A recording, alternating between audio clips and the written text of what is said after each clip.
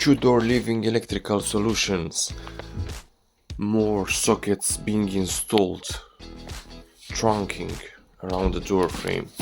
This is the old socket where the cables are coming. Then I'm adding a socket in here. Then I'm gonna add along here trunking. One more socket over here. Gonna bit of stuff in there. Gonna be moving and finishing the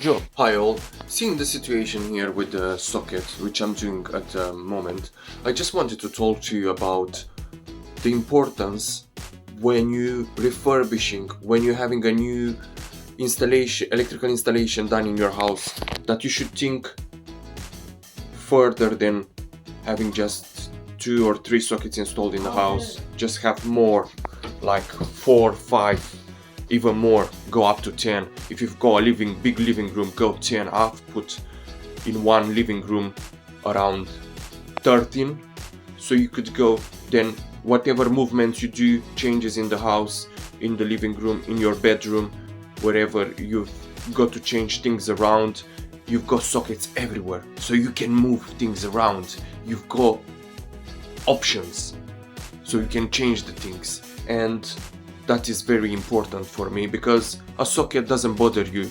It's not causing any problem, doesn't take any space, is concealed within the wall, and is doing you a great service. If you don't use it, it's just there.